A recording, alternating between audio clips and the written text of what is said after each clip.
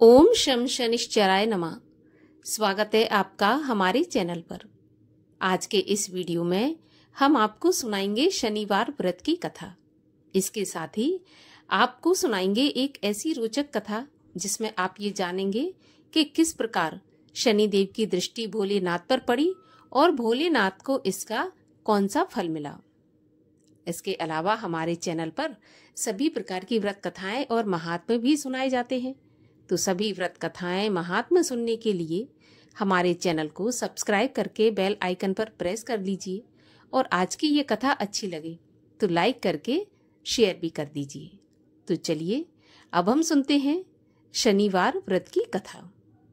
लेकिन आइए उससे पहले जानते हैं कि शनिदेव ने क्यों डाली थी भगवान शिव पर अपनी वक्र दृष्टि। क्या है इसके पीछे की कथा। तो कथा के अनुसार एक समय की बात है, शनिदेव भगवान शिव के दर्शनों के लिए उनके निवास स्थान कैलाश पर्वत पर पहुंचे। यहाँ शनिदेव ने भगवान शिव के दर्शन किए और उन्हें प्रणाम किया और उन्हें बताया कि अगले दिन मेरी दृष्टि भगवान शिव की राशि पर पड़ने वाली है। हालांकि भगवान शिव जन्म मरण राशि कुंडली आदि से परे हैं, देवादिदेव हैं, लेकिन यह उनकी ही कोई लीला रही होगी जिसके पीछे का उद्देश्य कुछ रहा होगा। चलिए लेकिन अब आते हैं कथा पर। हाँ, तो शनिदेव ने जब भोलेनाथ से कहा कि मेरी वक्र दृष्टि उन पर पड़ने वाली है, तो भगवान शिव ने शनिदेव से पूछा कि उनकी राशि में कितने समय के लिए रहेंगे और उनकी वक्र दृष्टि का प्रभाव कैसा होगा। तो शनिदेव ने उन्हें विस्तार से अपनी वक्र दृष्टि के समय और प्रभाव के बारे में बताया। तब भगवान शिव ने शनिदेव की दृष्टि से बचने के लिए एक उपाय सोचा और अगले दिन शनिदेव के कैलाश पर पहुंचने से पहले ही भगवान शिव पृथ्वी लोक पर आ गए। पृथ्वी लोक पर शनिदेव उन्हें ढूंढते ढूंढते न आ जाएं, इसलिए भगवान भोलेनाथ ने हाथी का रूप धारण कर लिया और वक्र दृष्टि के समय तक पृथ्वी पर ही छुपे रहे और हाथी के रूप में ही छुपे रहे। वक्र दृष्टि का समय जब पूरा हो गया तो भगवान शिव कैलाश की तरफ लौटे। जैसे ही भगवान शिव कैलाश की तरफ गए तो उन्हें वहां पर शनिदेव पहले से ही बैठे मिले। भगवान शिव ने शनिदेव को देखते ही उनकी दृष्टि से बचने की बात कही और कहा कि शनिदेव, आपकी दृष्टि मुझ पर नहीं पड़ी और मैं उससे बच गया। लेकिन उन्होंने बोला कि शनिदेव, मैं तो आपकी दृष्टि से आसानी से बच गया। तब शनिदेव ने महादेव को बताया कि उनकी दृष्टि के प्रभाव से ही महादेव को देव योनि से पशु योनि में अर्थात हाथी के रूप में परिवर्तित होकर और कैलाश छोड़कर धरती पर छुपना पड़ा था। यह सुनकर भगवान शिव मुस्कुराए और शनिदेव को आशीर्वाद देने लगे। तो भगवान की इस लीला को रचने के पीछे का उद्देश्य यही था कि शनिदेव की दृष्टि से कोई नहीं बच सकता, भगवान भी नहीं। और दूसरा यह कि अपने कर्म से या अपने दायित्व से कभी भी पीछे नहीं हटना चाहिए। इस कारण से शनिदेव ने भगवान शिव पर दृष्टि डाली और भोलेनाथ को कुछ समय के लिए पशु योनि में जाना पड़ा। इसका अर्थ है कि शनिदेव की दृष्टि से कोई नहीं बच सकता, चाहे वो देवादिदेव महादेव ही क्यों ना हो। और अब सुनते हैं शनिवार व्रत की कथा। एक समय की बात है, सूर्य, चंद्रमा, मंगल, बुध, बृहस्पति, शुक्र, शनि, राहु और केतु, इन ग्रहों में आपस में झगड़ा हो गया कि हम सब में से सबसे बड़ा कौन है। सब अपने आप को बड़ा कहते थे। जब आपस में कोई निश्चय नहीं हो सका तो सबके सब आपस में झगड़ते हुए इंद्र के पास पहुंचे और कहने लगे कि आप तो सब देवताओं के राजा हो, इसलिए आप हमारा न्याय करके हमें बताइए कि हम 9 ग्रहों में से सबसे बड़ा कौन है। राजा इंद्र इनका प्रश्न सुनकर घबरा गए और कहने लगे कि मुझ में इतना सामर्थ्य नहीं है कि मैं किसी को बड़ा या छोटा बताऊं। मैं अपने मुख से कुछ नहीं कह सकता हूँ। हाँ, एक उपाय बता सकता हूँ। इस समय पृथ्वी पर राजा विक्रमादित्य दूसरों के दुखों का निवारण करते हैं, इसलिए तुम सब मिलकर उन्हीं के पास जाओ, वही तुम्हारे समस्या का निवारण करेंगे। ऐसे वचन सुनकर सभी ग्रह देवता चलकर भूलोक में राजा विक्रमादित्य की सभा में जाकर उपस्थित हुए और अपना प्रश्न राजा के सामने रखा। राजा उनकी बात सुनकर चिंता में पड़ गए कि मैं अपने मुख से किसको बड़ा और किसको छोटा बता दूं। जिसको भी छोटा बताऊंगा वही बुरा मान जाएगा और क्रोध करेगा, परंतु उनका झगड़ा तो निपटाना ही था। तो झगड़ा निपटाने के लिए उन्होंने एक उपाय सोचा। उन्होंने सोना, चांदी, कांसा, पीतल, शीशा, रांगा, जस्ता, अभ्रक और लोहा, इन 9 धातुओं के 9 आसन बनवाए। सब आसनों को क्रम से, जैसे कि सोना सबसे पहले और लोहा सबसे आखिरी में बिछवाया गया। इसके पश्चात राजा ने सभी ग्रहों से कहा कि आप सब अपने अपने आसनों पर विराजमान हो जाइए।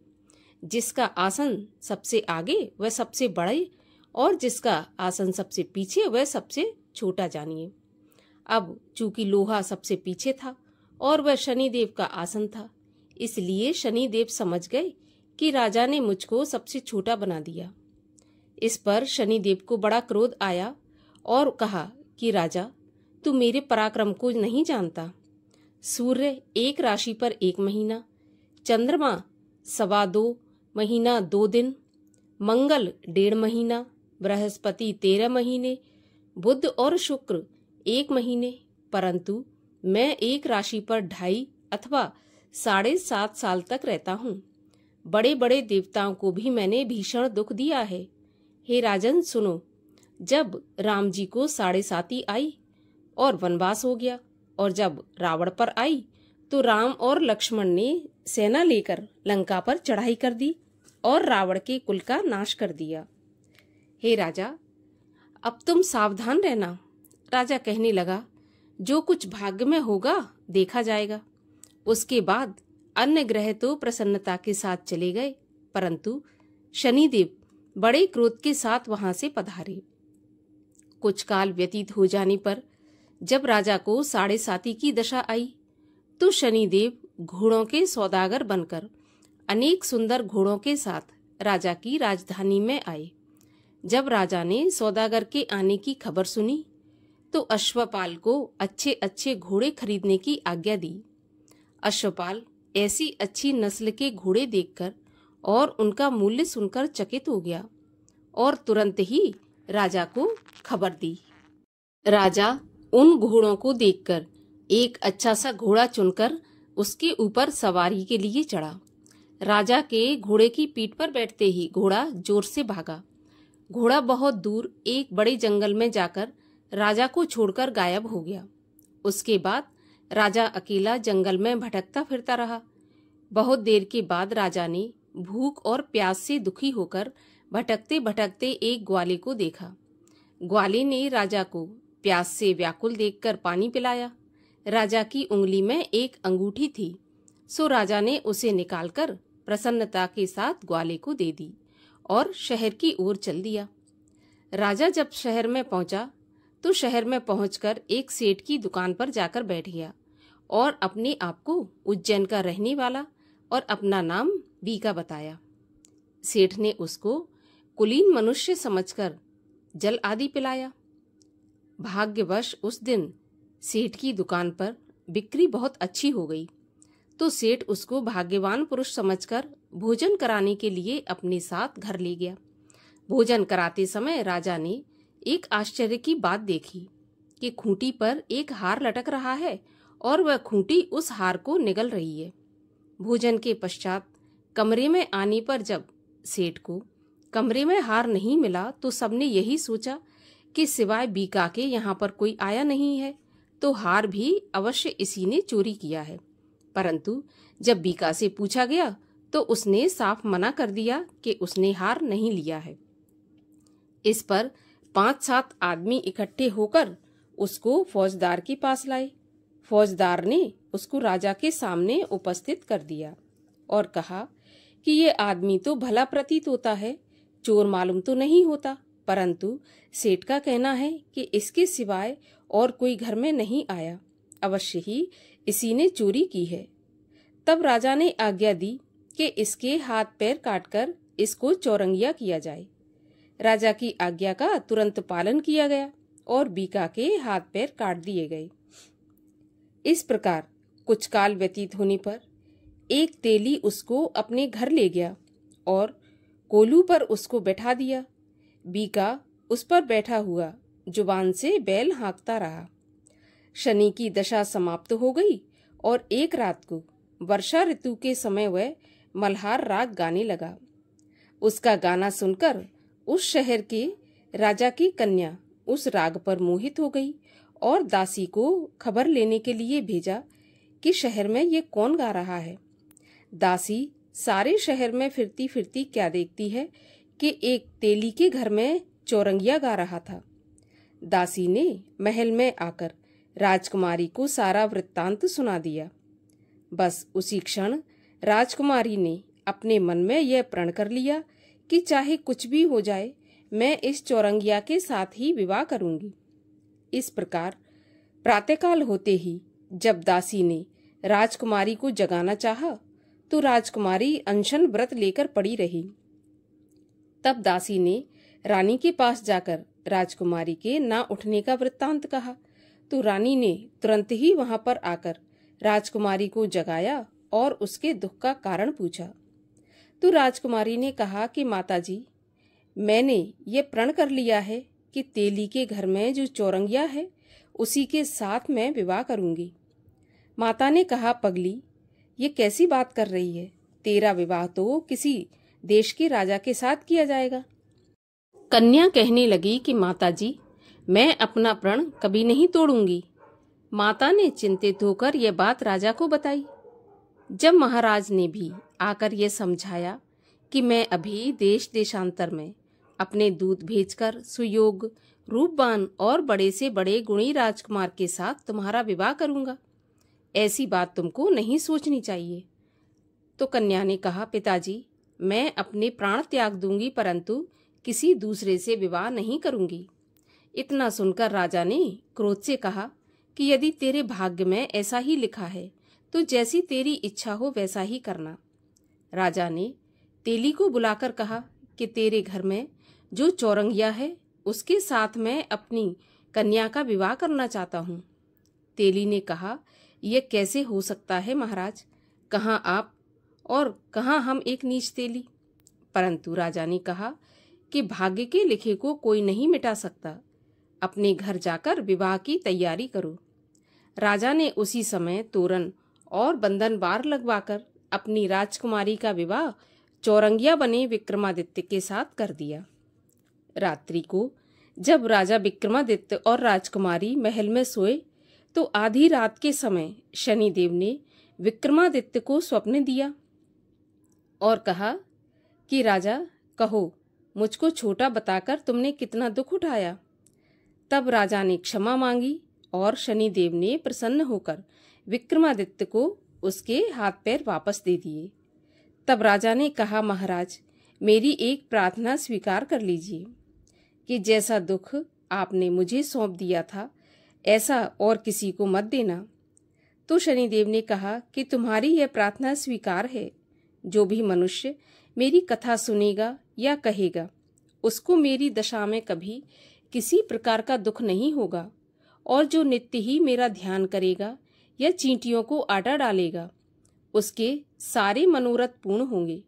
इतना कहकर शनिदेव अपने धाम को चले गए। राजकुमारी की आंख खुली और उसने राजा के हाथ पांव सही सलामत देखे तो उसके आश्चर्य का ठिकाना नहीं रहा। उसको देखकर राजा ने अपना समस्त हाल कहा कि मैं उज्जैन का राजा विक्रमादित्य हूँ। यह बात सुनकर राजकुमारी अत्यंत प्रसन्न हुई। प्रातःकाल राजकुमारी से उसकी सखियों ने पूछा तो उसने अपने पति का सारा वृत्तांत कह सुनाया। तब सबने प्रसन्नता प्रकट की और कहा कि ईश्वर ने आपकी मनोकामना पूर्ण कर दी।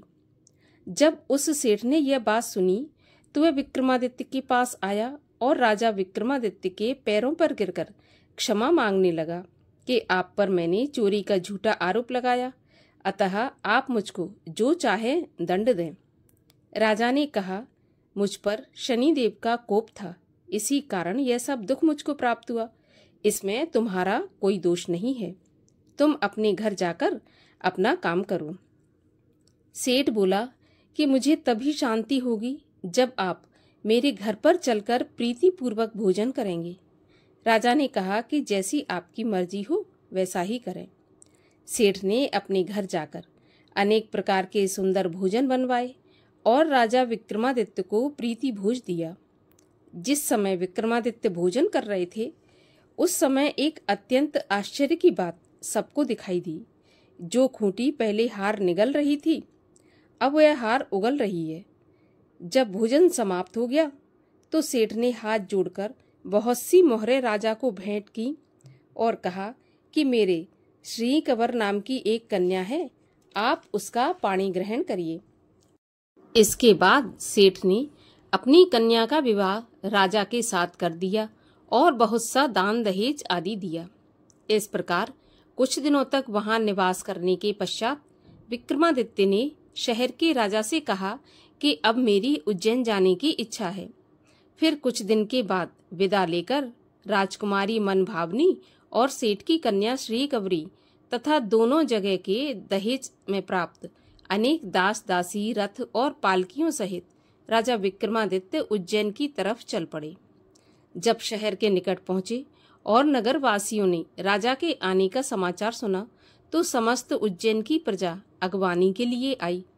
तब बड़ी प्रसन्नता के साथ राजा अपने महल में पधारे।